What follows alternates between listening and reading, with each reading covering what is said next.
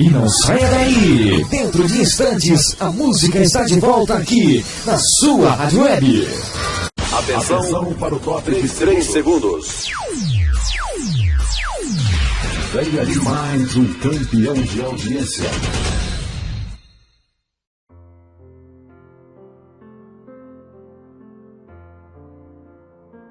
Um manancial de vida. Vamos meditar na Palavra de Deus. Edição especial, apenas em áudio, do Evangelho em 3 minutos. Pregação de 40 minutos com Mário Persona. Todos os dias, quando eu abro o browser, o navegador na internet, de manhã cedo para ver o noticiário, é difícil encontrar um dia quando a notícia não seja: foi preso fulano de tal, Polícia Federal faz operação alguma coisa e prende tal e tal político, tal e tal empresário, tal e tal operador de doleiro ou coisa assim. E é até estranho quando você abre o jornal de manhã e ninguém foi preso. Você fala: ué, o que aconteceu? Ninguém foi preso hoje. Porque se tornou uma rotina no nosso país a prisão de corruptos e corruptores. E é interessante porque nos sobe o sangue, né? A gente fala: mas que coisa, que crime, esse pessoal roubando o nosso país, esse pessoal fazendo isso, são corruptos, são corruptores, são bandidos, merecem cadeia, e etc, etc, etc. Mas a gente se esquece de uma coisa muito importante. Nessa sala tem um número de corruptos. E multiplique por 2, você tem um número de corruptores também. Porque todos aqui nessa sala são corruptos e são corruptores, inclusive eu. Porque isso é inerente ao ser humano. É inerente ao ser humano. Talvez alguém pense que corrupção começa quando vem um político e vai lá falar com um empresário, com um empreiteiro, e fala: olha, se eu consigo essa obra para você, você aí faz superfatura ela e depois você me dá uma parcela que a gente resolve o problema. E aí o empreiteiro aceita a proposta e aí acontece um ato de corrupção. Ou ao contrário, o empreiteiro pode ir atrás do político e falar assim: o que você pode fazer por mim para eu entrar nessa licitação, ganhar essa obra, tal? Eu te passo, eu faço um repasse para você de tantos milhões. E aí acontece a corrupção. Mas existe um mecanismo anterior a esse, que é interno no ser humano. A corrupção, ela começa, na verdade, com a mentira. Com a mentira. Mas você vai falar assim: não, mas Mário, um fala a verdade pro outro. O corrupto, o corruptor, quando eles negociam, eles são muito verdadeiros. Um fala: ó, você vai ganhar tanto se você me colocar lá, e realmente eles fazem, eles cumprem, eles são muito honestos em cumprir os seus tratos, os seus contratos, as suas combinações na corrupção. Tanto é que alguns esquemas de corrupção duram décadas antes que sejam descobertos, antes que alguém abra a boca, porque eles se mantêm nesse sistema. Mas antes disso começou com uma mentira. Começou com uma mentira. Que mentira é essa? A mesma mentira daquele que criou a mentira, daquele que inventou a mentira, que foi um anjo, um dos anjos da hierarquia de Deus, o anjo mais elevado, o querubim da guarda, que a Bíblia chama de Satanás, também chama de serpente, também chama de dragão, tem vários nomes, diabo, tem várias designações para esse querubim, que lá atrás, antes mesmo da criação do homem, ele contou uma mentira. Para quem ele contou essa mentira? Não foi para Eva, porque a Eva não existia ainda. Ele contou uma mentira para si mesmo. Lá atrás ele disse: subirei e serei semelhante ao Altíssimo. Ele contou para ele essa mentira. Ele se convenceu de que ele poderia chegar ao patamar de Deus Altíssimo. Ele contou para si mesmo essa mentira e ele acreditou nessa mentira, e a coisa começou aí. Mais tarde ele iria contar uma mentira também para Eva, Quando Deus falou que Adão e Eva não comessem, poderiam comer de todos os frutos do jardim, mas que não comessem de uma determinada árvore do conhecimento do bem e do mal. E aí veio a serpente, que era o próprio Satanás, travestido de serpente, e falou: foi isso que Deus disse? Você não deve comer das árvores? Não, ele falou que a gente não deve comer da árvore. Eva respondeu: a gente não deve comer da árvore do conhecimento do bem e do mal. A gente não deve nem tocar nessa árvore. Pronto, Eva também contou uma mentira agora, porque Deus não falou isso. Ela contou para si mesma e para Satanás a mentira. Então começou esse jogo de mentira. Como que funciona esse esquema da mentira? Eu conto uma mentira para mim e eu acredito na minha mentira. Quando Satanás disse para Eva que se ela comesse do fruto, eles seriam como Deus, conhecedores do bem e do mal, aquilo deu um estalo na mente de Eva, e ela, conversando consigo mesma, ela deve ter pensado assim: uau, eu quero ser como Deus, eu não vou morrer. Ele disse que eu não vou morrer.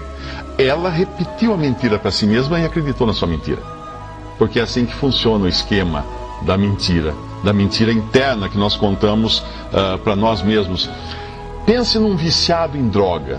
Se você visitar uma clínica de recuperação de dependentes químicos, tem uma coisa que todos ali têm em comum. Aquele vício deles começou com uma mentira. Um dia eles disseram para si mesmos, no seu coração, algo assim: vai ser só uma vez, eu vou só experimentar, depois eu não vou mais usar. E ele acreditou na mentira. E agora ele está lá na clínica porque ele acreditou na sua própria mentira.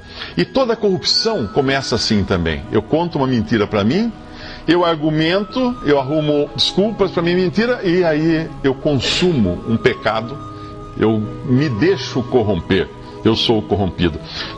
Quando o Senhor Jesus falou de Satanás, ele disse a seguinte frase: foi homicida desde o princípio, e não se firmou na verdade, porque não há verdade nele.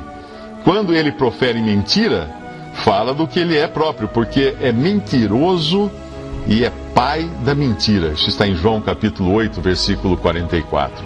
Mentiroso e pai da mentira. Aí foi o começo de tudo. Agora alguém pode chegar e argumentar aqui e dizer o seguinte: mas eu não sou mentiroso e eu não sou corrupto.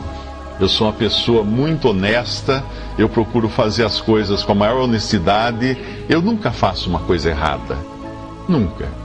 E aí eu perguntaria a você: os programas do seu computador são todos originais? Tem algum pirata?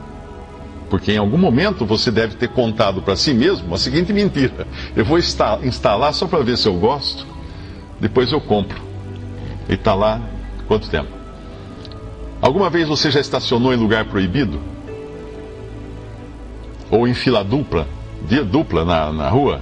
Ou em vaga de deficiente? E você contou uma mentira. Qual foi? É só um minutinho. Ou então você disse: todo mundo faz. Eu vou rapidinho ali, eu já compro a coisa e volto. É uma mentira. Você mentiu para si mesmo, você acreditou na mentira. Você alguma vez já pegou algum material do emprego? Você já pegou material do seu emprego, da empresa onde você trabalha? Lápis, caneta, borracha, régua, papel, cópia xerográfica, emprestou aquele livro que nunca mais devolveu da biblioteca, ou de um amigo. Tem sempre uma explicação, mas todo mundo faz. O que é um lápis? O que é uma caneta? É tão barato. O que é um pouco de papel, umas cópias?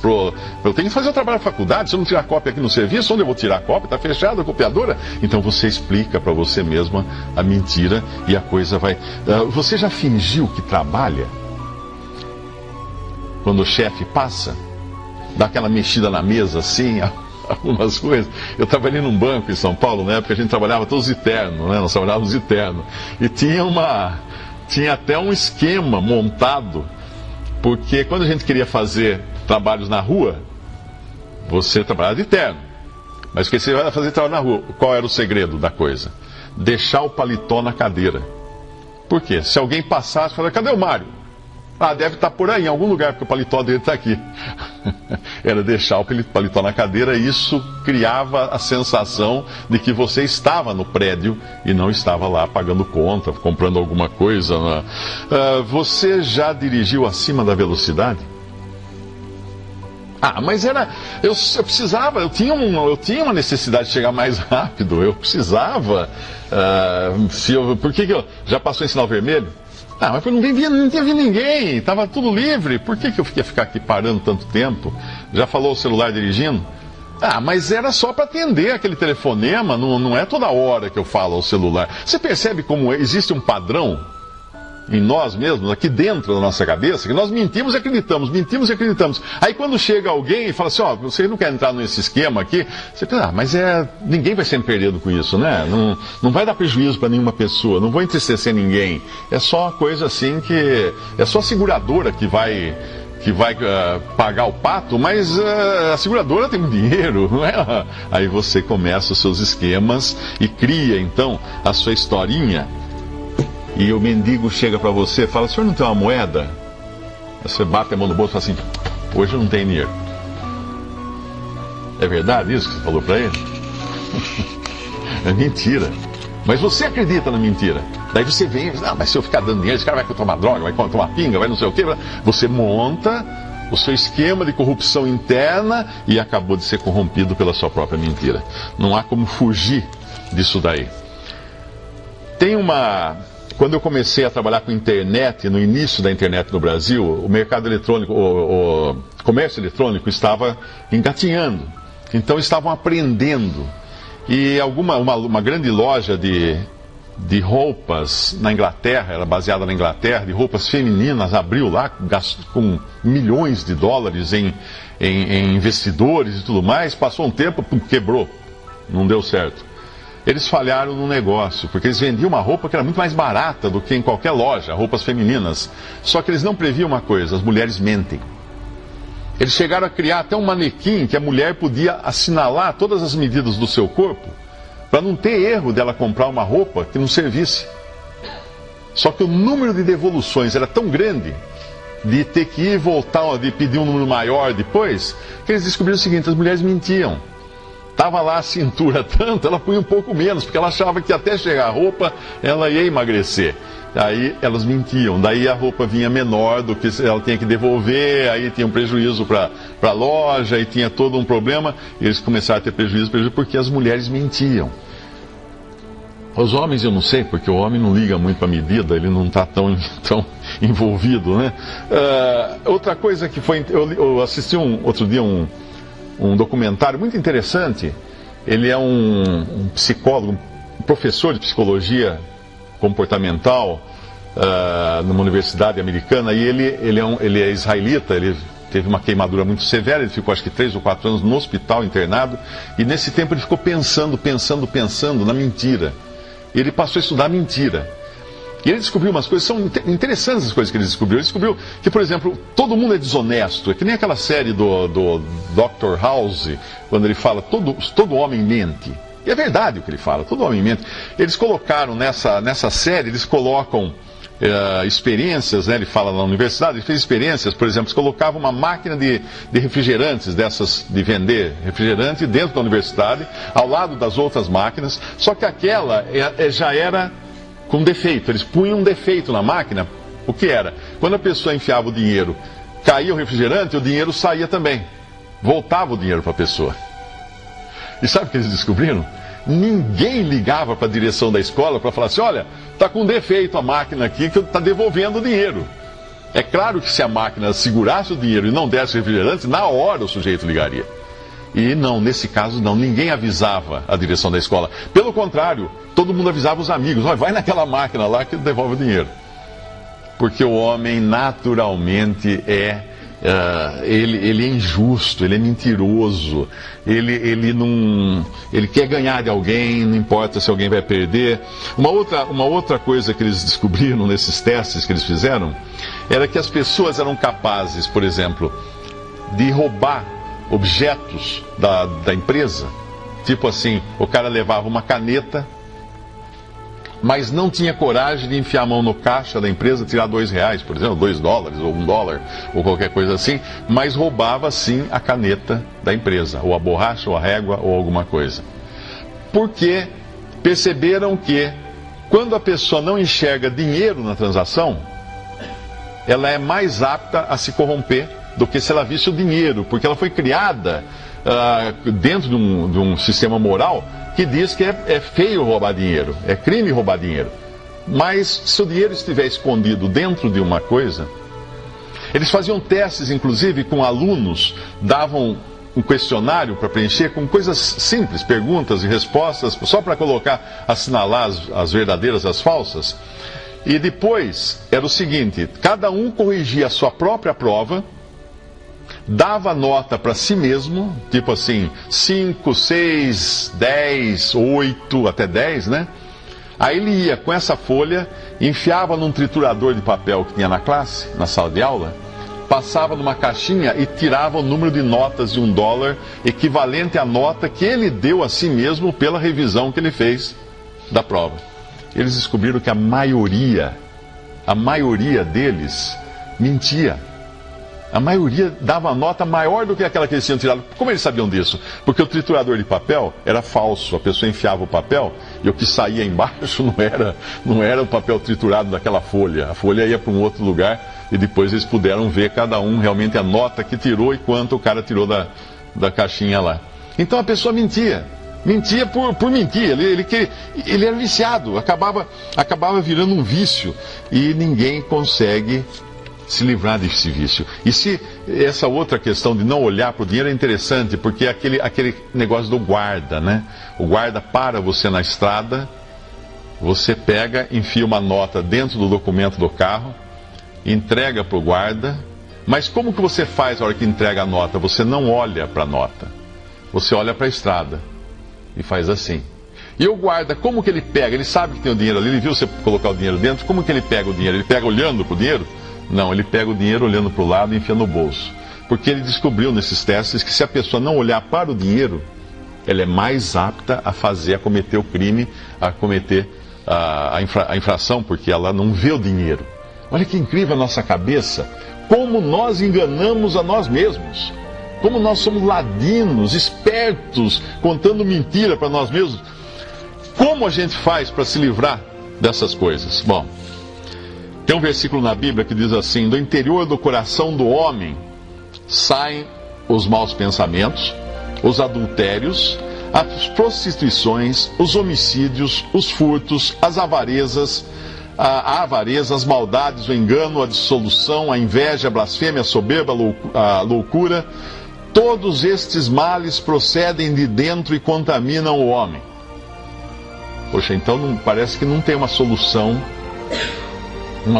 boa ou eficaz para tirar esses males do ser humano, não é? Será que existe um jeito? Eles estão no coração do homem. Está lá dentro. Faz parte da nossa natureza que nós herdamos de Adão, que foi o primeiro lá no Jardim do Éden que pecou. Como tirar isso de dentro de nós? Como arrancar isso dentro de nós? Existe uma maneira que não é muito eficaz. Esse mesmo cientista, ele fez alguns testes com pessoas. O que ele fazia? Ele dava uma página, tipo um questionário, para a pessoa responder, e colocava a assinatura no final do questionário. E tinha umas pegadas no texto para forçar até a pessoa a mentir, a enganar, coisa assim. E no final que ela preenchia o questionário, ela assinava. Para um outro grupo, ele dava um questionário onde a linha da assinatura estava no começo do questionário. E sabe o que acontecia? Esses que assinavam antes de preencher mentiam menos do que os que assinavam depois de preenchido. Por que isso? Porque ele assumia uma responsabilidade no começo. E quando ele preenchia sem responsabilidade, ele ia descobrir no final que tinha que pôr o nome dele. Aí já tinha preenchido, ele punha o nome. Uma outra coisa que ele percebeu é que se a pessoa colocasse uma mão sobre a Bíblia antes de fazer determinados testes, que também envolvia aquele negócio de mentir, de pegar o dinheiro da caixinha, de triturar o papel que não triturava, tal. Se a pessoa pusesse a mão sobre uma Bíblia e jurasse dizer só a verdade, o índice de mentira caía. mesmo que o cara fosse ateu. Ele sabia os que eram ateus ali. O fato de colocar a mão sobre uma Bíblia fazia reduzir o índice de mentiras. E eles chegaram a fazer um outro teste, onde cada um que participava assinava, dizendo se comprometer a cumprir o código de ética da universidade. A dizer só a verdade para cumprir o código de ética da universidade. Mesma coisa, os que assinaram esse documento mentiram menos do que os que não assinaram, só que a universidade não tinha nenhum código de ética. O simples fato da pessoa achar que ela estava dentro de um contexto moral reduzia a sua mentira. Mas isso não resolvia o problema, porque a gente tem um problema aqui que é o nosso coração, que você não vai conseguir erradicar isso por controle moral, por leis, regras, por abolição da Bíblia. Pode ajudar a diminuir, mas não resolve. Por quê? Porque nós temos um examinador que não é esse cientista. Nós temos um examinador que é Deus. E Deus vai nos julgar segundo as nossas obras. E se nós tivermos um pecado só que seja, uma mentira no nosso prontuário, nós somos perdidos para sempre. Porque Adão e Eva foram expulsos da presença de Deus por causa de um pecado. Por causa de um pecado que depois trouxe outros, né? Depois eles começaram a elaborar em cima daquele primeiro pecado. Mas o que fez eles serem expulsos foi o pecado. Um pecado apenas, a desobediência a Deus. Então nenhum homem vai conseguir escapar de Deus tentando seguir leis, regras que abafem um pouco a questão, que reduz as suas mentiras ou coisa assim. Não vai, porque se tiver uma já está perdido.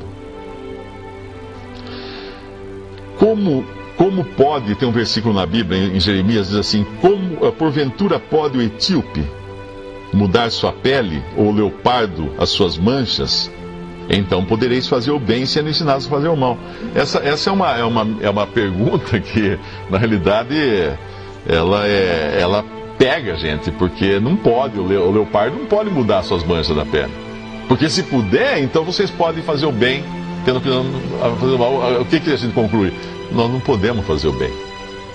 Nós somos maus, internamente maus, completamente maus, então nós vamos precisar de algo externo a nós, porque se nós buscarmos em nós mesmos, estamos perdidos. O Senhor Jesus, quando ele fala com os fariseus eram pessoas extremamente religiosas nos evangelhos, e ele, em dois momentos diferentes, ele chama os fariseus de sepulcros. Em um momento ele fala: vocês são sepulcros caiados, bonitos por fora, cheios de ossos e podridão por dentro. No outro momento ele chama eles de: vocês são como sepulturas escondidas sob a relva, que os homens pisam sem saber que estão pisando. Por que isso? Porque os fariseus, assim como todos nós, tinham duas maneiras, dois esquemas de esconder a sua mentira, esconder o seu pecado. Um era pintando o exterior, enfeitando o exterior, para que as pessoas não percebessem o seu interior podre, como uma sepultura caiada, bonitinha, branquinha, brilhante no sol, mas não dá para descobrir que lá está cheio de ossos. Ou então eles dissimulavam, escondiam, fingiam, como os sepulcros debaixo da relva, que as pessoas andam e não sabem que tem um morto sepultado ali embaixo, porque está dissimulado, está escondido. Nós tanto enfeitamos a nossa conduta, porque nós temos uma reputação a guardar, a zelar, como nós dissimulamos a nossa conduta. Então nós mentimos também todos os dias. Nós queremos que as pessoas pensem que nós somos algo que nós não somos. É natural do ser humano isso. O seu cabelo é cor original? Os seus olhos é dessa cor? Realmente? Suas unhas dessa cor? A sua altura é essa se você tirar o salto? Percebe que nós queremos criar uma imagem de nós para as outras pessoas, porque isso nos faz sentir bem, mas não é realmente o que nós somos, não é? Então, como eu falei, faz parte de toda a urdidura humana, essa maneira de a gente dissimular de um lado ou enfeitar do outro para querer ser algo, contando pequenas mentiras aqui e ali, e nós mesmos acabamos acreditando nessas mentiras. Eu quando vou ao médico, o médico fala peso, a enfermeira antes de me atender, fala peso, na hora dá uma vontade muito grande de falar o peso que eu gostaria. Dá muita vontade de falar o peso que eu queria ter, né?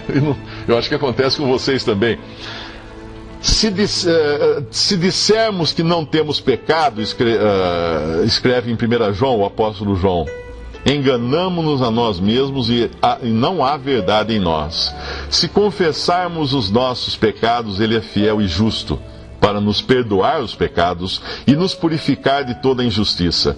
Se dissermos que não temos pecado, ou que não pecamos, fazemo-lo mentiroso e a sua palavra não está em nós. 1 João capítulo 1, versículo 8. Muito claro isso, não? Muito claro. Agora, eu estou convencido de que eu sou mentiroso, de que eu sou corrupto. Eu estou convencido disso. Eu estou convencido que todos os dias eu me engano a mim mesmo. Eu tento me enganar com elucubrações, com pensamentos, justificando minhas atitudes erradas o tempo todo. Eu estou ciente disso. Bom, então o que eu vou fazer? Estou perdido completamente? Aí que entra a questão. Paulo escreveu em Romanos 7,24: miserável homem que sou, quem me livrará do corpo desta morte? Se você já chegou nesse ponto de se reconhecer pecador diante aos olhos de Deus, não aos olhos da professora na classe ou do patrão a hora que você fingiu que estava trabalhando, não, aos olhos de Deus. Se você já chegou a esse ponto de se reconhecer pecador e já deu esse brado, miserável homem que sou, quem me livrará do corpo desta morte? A resposta é, que a continuação dessa pergunta é, graças a Deus por Jesus Cristo. Por quê? Graças a Deus por Jesus Cristo. Tem um versículo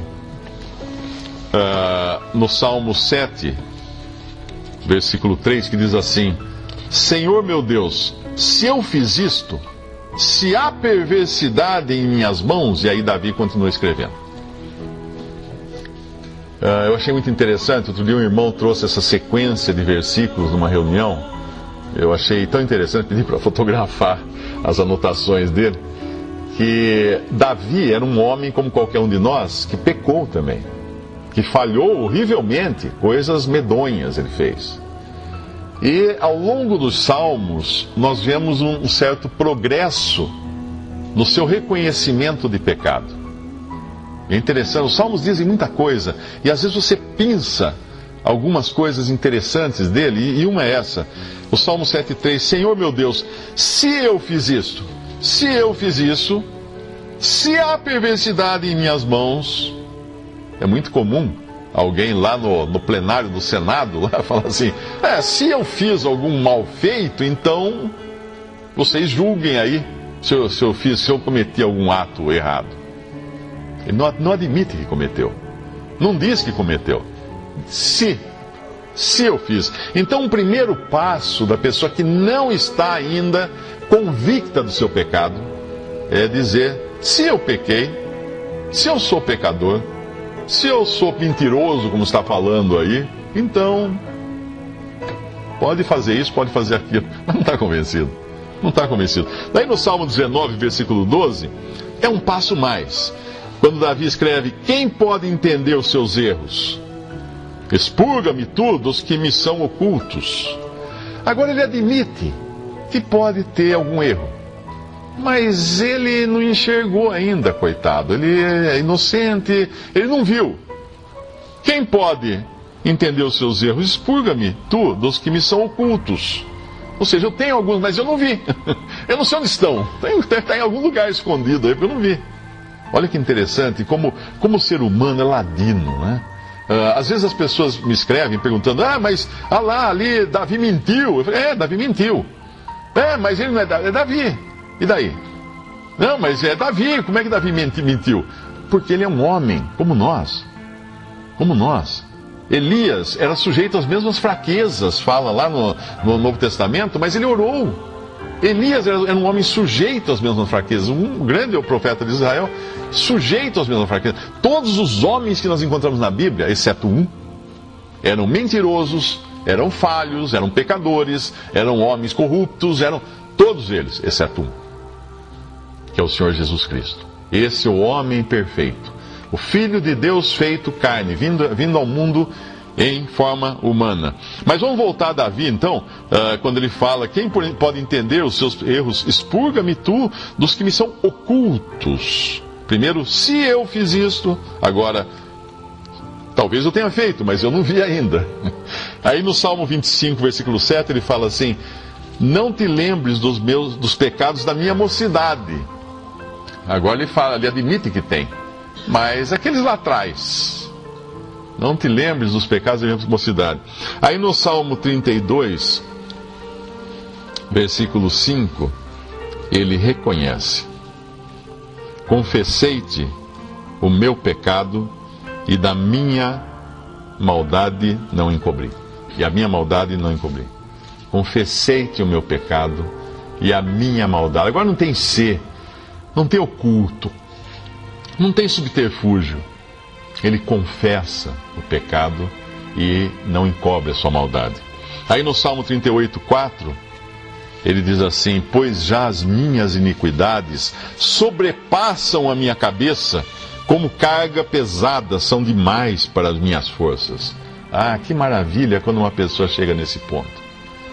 Eu não tenho condições de lidar com o meu próprio pecado, eu sou muito pecador, é um peso maior do que eu posso suportar. Passam acima da minha cabeça, não está mais oculto, não é mais se eu pequei, não é mais, deve estar em algum lugar, não é o da minha juventude, não, é esse que agora passa por cima da minha cabeça. E lá no Salmo 51, se vocês quiserem abrir lá, ele vai discorrer um pouco mais a respeito disso, porque aí nós vemos uma pessoa madura, né, no sentido de reconhecimento do seu pecado, quando ele diz assim, no Salmo 51, que é quando o profeta Natã veio até ele. Natã era um profeta que veio até ele e fez vir à tona o crime que ele tinha cometido, porque ele tinha cometido o adultério com Batseba. Depois ele montou esquema para matar o marido de Batseba, para que não aparecesse a gravidez dela, que era de um filho de Davi. Tem misericórdia de mim, ó Deus, segundo a tua benignidade, apaga as minhas transgressões, segundo a multidão das tuas misericórdias. Lava-me completamente da minha iniquidade e purifica-me do meu pecado, porque eu conheço as minhas transgressões e o meu pecado está sempre diante de mim. Contra ti somente pequei,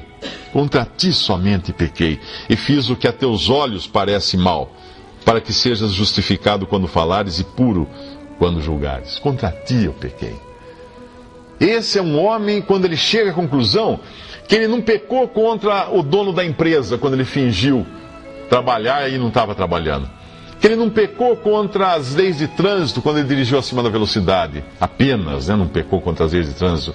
Que ele não pecou contra a loja que ele trabalha por ter roubado umas canetinhas e levado para casa. Que ele não pecou no teste feito, na prova feita na faculdade, quando ele colou, ou ele deu uma nota acima daquela que ele merecia para si mesmo. Não, ele pecou para Deus. Todos os atos, mesmo aqueles que parecem não ter vítimas humanas, são contrários a Deus, são pecados contra Deus. E agora, para quem ele recorre quando ele peca? Para Deus, que é o maior lesado. E o que ele vai encontrar em Deus? Isso que ele pede: lava-me completamente da minha iniquidade e purifica-me do meu pecado. Ele pede a Deus purificação. Mas é possível Deus purificar alguém? Seria possível, por exemplo, esses corruptos aí que roubam do governo, tiram dinheiro público, embolsam essas fortunas, milhões e mais milhões, eles estão tendo que devolver isso, ou pagar com anos de cadeia, tudo isso. Será que simplesmente poderia deixar barato, né? Deixa quieto, vou esquecer essa dívida? Não. A lei é justa, a lei tem que ser cumprida, eles têm que pagar pelos crimes, eles têm que ser aprisionados, eles têm que devolver dinheiro, eles têm uma série de consequências dos seus crimes, como é cada um de nós também. Quando nós praticamos algum crime na sociedade, nós temos juízes para isso, que nos condenam. E Deus é justo também, Deus tem que condenar, Deus tem que fazer você pagar pelos seus pecados, mas aí não sobra nada.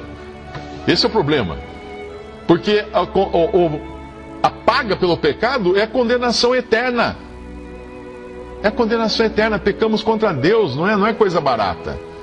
pecamos contra Deus e o juízo de Deus é certo e seguro. Cada pessoa que sai desse mundo com os seus pecados terá que se apresentar diante de Deus com os seus pecados. Não tem como esconder na cueca, como fizeram os políticos, aí não tem onde pôr os pecados. Você vai aparecer na frente de Deus, vai falar assim, não pequei. O quê? Onde? Quando? Está aqui todo o registro da sua vida, tudo ali. Como escapar disso? Deus fez uma obra para salvar o pecador. Deus intercedeu em favor do pecador, para que ele pudesse ser salvo. Porque Deus ama o ser humano que ele criou.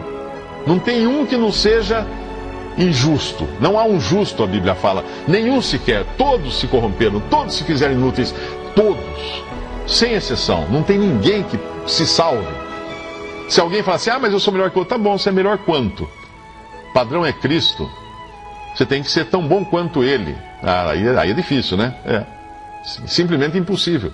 Porque Ele é o Filho de Deus eterno, sem pecado, puro, santo, separado de tudo. Como é que você vai falar que tá ok? Se Ele é o padrão, Ele é a régua pela qual você é medido aos olhos de Deus. Não salva um. Então o que Deus fez? Pegou essa régua, esse Senhor Jesus, esse homem perfeito, se fez carne, veio aqui a este mundo, caminhou aqui como um servo humilde e foi até uma cruz. Se deixou pregar naquela cruz. Por quê? Porque ele era um Tiradentes? Porque ele era um herói, um mártir? Não. Porque precisava alguém morrer no lugar do pecador. E foi isso que ele fez. Ele deu sua vida no nosso lugar, em nosso lugar. Deus colocou sobre Cristo ali na cruz os pecados de todos os que serão salvos, de todos os que creem nele. E o castigou durante 3 horas de trevas, o castigou como se o próprio pecador estivesse sendo castigado ali. Só que para o pecador, se ele estivesse ali, não ia sobrar nada. Porque morreu, foi condenado. A condenação do pecador caiu sobre Cristo. Para quê? Para que você seja livre do pecado. Se você crê em Jesus como seu Salvador, você pode confiar que os seus pecados estavam todos lá naquele madeiro, sobre Cristo. Ele foi feito pecado por nós ali na cruz. Deus fez dele pecado por nós e o castigou ali como se fosse um para-raios, carregado de pecados, recebendo o raio da justiça divina sobre si, para resolver de uma vez por todas a questão do pecado. E agora ele oferece. A obra que ele pagou ali, o preço que ele pagou ali, dá para comprar todos os pecadores e perdoar todos os pecados do mundo, de toda a civilização humana. Tudo. Ele pagou um preço altíssimo que inclui todos. Mas você sabe uma coisa interessante? Nem todos querem ser salvos. Por quê? Porque sempre tem aquele que não se acha tão pecador, tão mau assim. Para esse não tem salvação. Paulo falou, Cristo Jesus veio ao mundo para salvar os pecadores, dos quais eu sou o principal. Ele se reconhecia o principal dos pecadores, o apóstolo Paulo. Cristo Jesus veio ao mundo salvar pecadores. Se você não é um pecador, ou não se considera um pecador, não tem salvação para você. Porque o preço que Cristo pagou foi para salvar pecadores, não salvar pessoas boas. Ele falou, os sãos não precisam de médico. Os sãos não precisam de médico. Quando ele fala, do bom pastor, né, que deixa 99 ovelhas no deserto e vai buscar a ovelha que está perdida e atrás nos ombros, ele conta essa história para quem? Para os fariseus, que eram os religiosos judeus que se achavam justos. E é muito interessante, porque no meio religioso, a gente sempre ouve falar, alguém cita essa passagem, dizendo assim que o pastor deixou as 99 ovelhas no aprisco. Tem até um hino que o cantor canta assim, as 99 ficaram no aprisco. Não, as 99 ficaram no deserto. Porque ele estava contando isso para os fariseus. Aqueles que estavam no deserto, moralmente e espiritualmente falando, eram os fariseus. Eles estavam a posição que eles adotaram de dizer que eles não tinham pecado, era uma posição de quem não tem nada para comer, de quem não tem nada para beber. Um deserto aos olhos de Deus, a vida deles. Mas quem que o pastor vai buscar? A ovelha desgarrada, aquela que está reconhecidamente perdida. E é essa que ele salva. Então, se você faz parte dos 99 justos, aos seus olhos, você está perdido. Mas se você é a ovelha desgarrada, aquela que necessita de salvação, aquela que não tem como voltar sozinha para casa, clame agora por Cristo, por salvação, por perdão dos seus pecados, porque Ele salva. E aí nós vamos abrir em 1 Coríntios capítulo 15, que nós começamos falando de corrupção, porque a obra de Cristo na cruz, se Ele tivesse morrido e ficado por isso mesmo, nós estaríamos todos perdidos, porque Ele teria morrido só, não teria salvação para nós, mas Ele morreu e ressuscitou.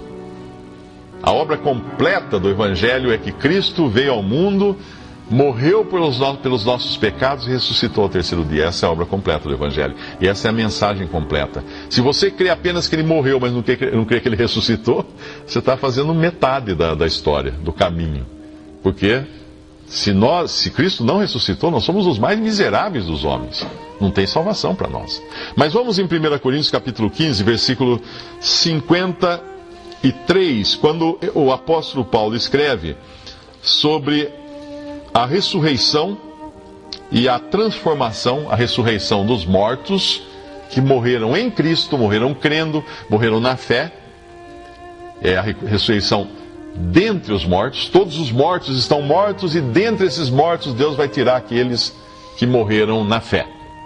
E ao mesmo tempo, os vivos nesse momento serão transformados, que é o que fala no versículo 52, anterior a esse, versículo 51.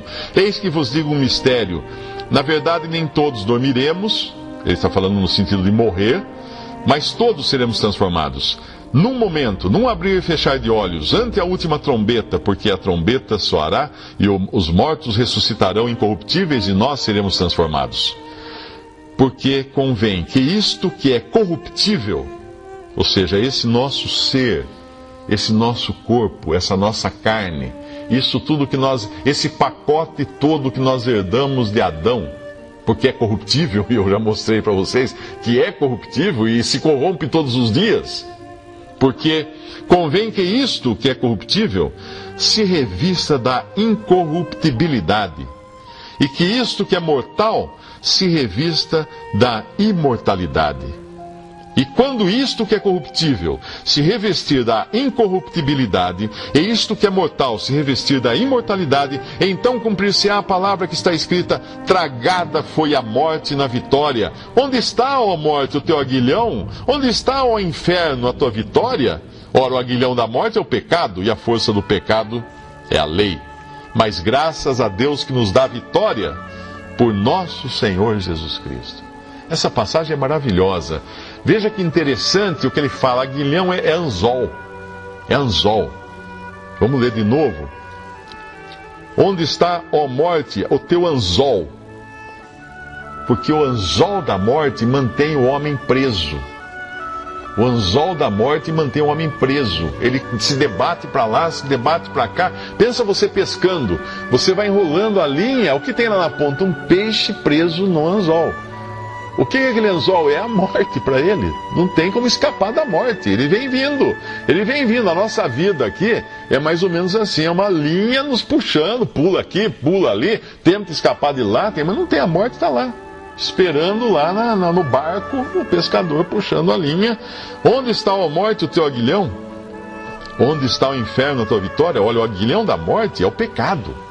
O anzol da morte, que nos leva para a morte e para a perdição eterna, é o pecado. Esse nos fisgou, desde o Éden, fisgou a todos os seres humanos e está arrastando cada um para a morte. O pecado. Porque todos pecaram e destituídos estão da glória de Deus. Todos pecaram. E a força do pecado é a lei. Olha que interessante essa passagem. Muitas religiões falam: se você guardar a lei, você vai ser salvo guardando a lei, guardando... Meu amigo, a força do pecado é a lei. O que quer dizer isso? Que a lei me condena. A lei aponta para mim e fala: você pecou.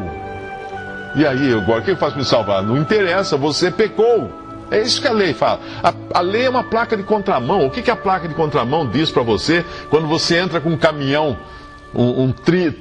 treminhão, aqueles caminhões enormes com 3 carrocerias, né? Aquele coisa, eu não sei o nome, tem alguém aqui que conhece melhor esses caminhões do que eu, mas numa rua estreita, você acabou de entrar, de repente você olha a placa apontando ao contrário, e agora?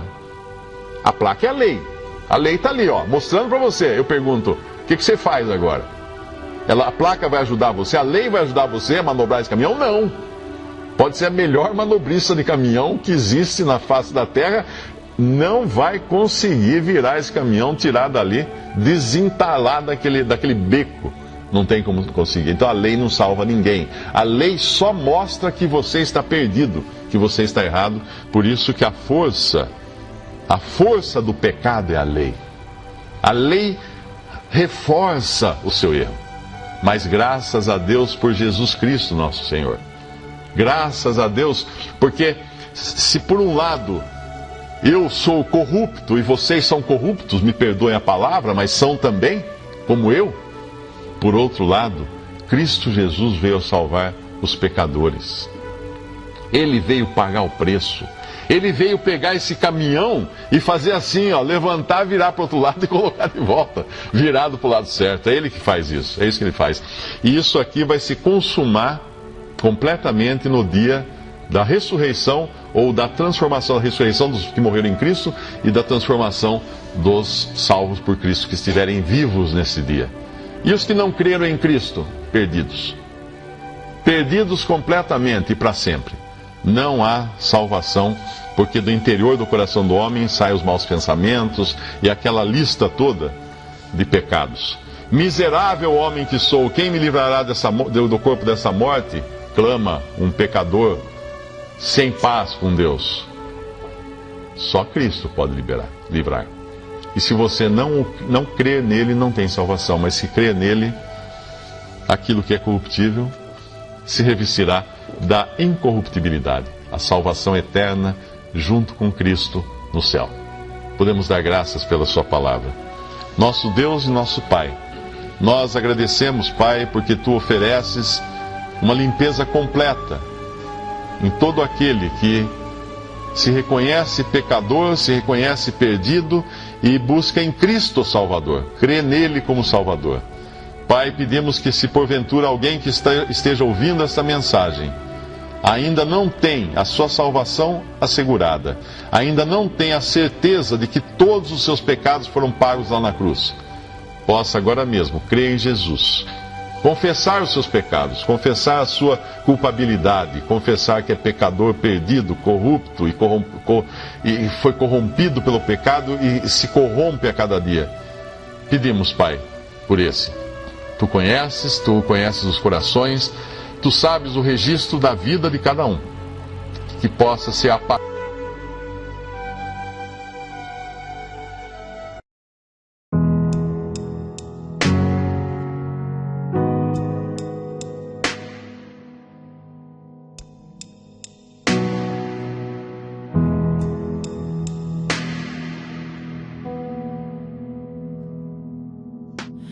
Through the eyes of men, it seems there's so much we have lost. As we look down the road where all the prodigals have walked, and one by one the enemy has whispered lies and led them off as slaves. Oh.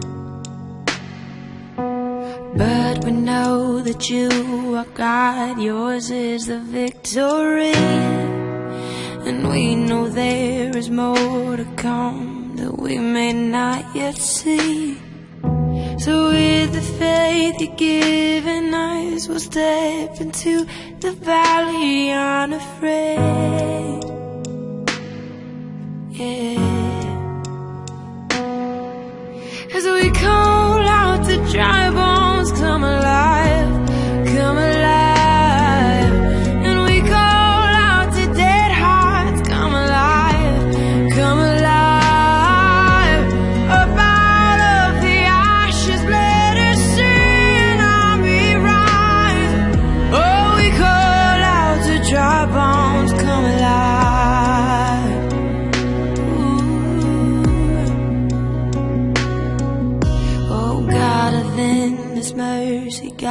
divine, relenting love. Come rescue every daughter, bring us back the wayward sons. And by your spirit breathe upon them, show the world that you alone can save. Oh, you alone can save. As we call out to dry bones, come alive, come alive. And we call out to dead hearts, come alive, come alive. Up out of the ashes, let us see an army rise. Oh, we call out to dry bones, come alive, yes. So breathe, oh breath of God, now breathe, oh breath of God, breathe, oh breath of God, now breathe. Come breathe, oh breath of God, now breathe, oh breath of God, breathe, oh breath of God, now breathe, oh yeah. Come breathe, oh breath of God, now breathe, oh breath of God, breathe, the breath of God, now breathe, oh, come breathe, oh breath of God, breathe, oh breath of God, breathe, the breath of God, now breathe,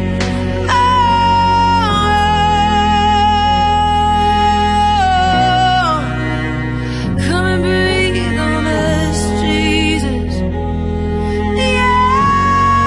Yes, as we call out to dry bones, come alive, come alive. And we call out to dead hearts, come alive, come alive. Up out of the ashes, let us see an army rise. Oh, we call out to dry bones, come alive, yeah. Oh, we call out to dry bones, oh, come alive,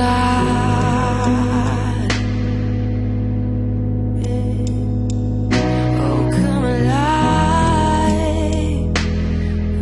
Só aqui você tem a mistura perfeita. Eu sou do meu amado e ele é meu, ele é meu. Levou-me à sala do banquete, sua bandeira sobre mim é o amor. Música, As dores do mundo já posso suportar. As guerras e aflições já posso suportar. Pela força que em mim está, já posso suportar. Já posso suportar. interatividade, Abra os meus olhos da minha visão. Eu preciso ver, eu quero ver aquele que faz um milagre. muito mais música. Essa é a sua rádio.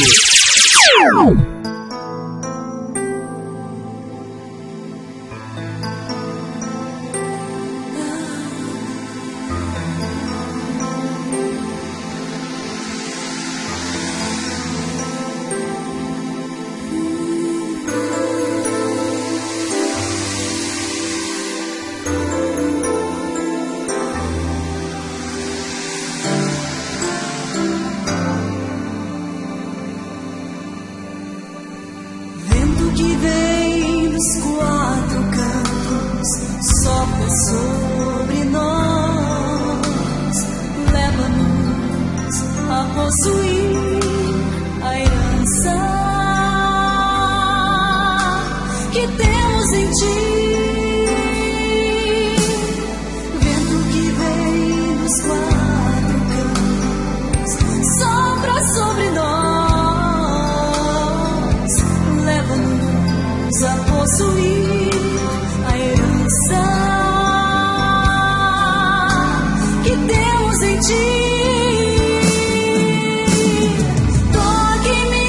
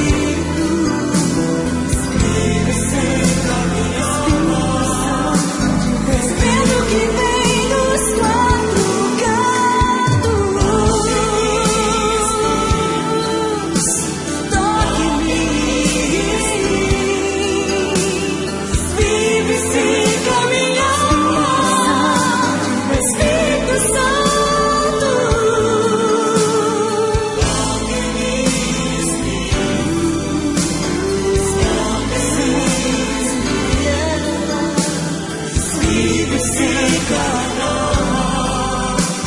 Espírito Santo.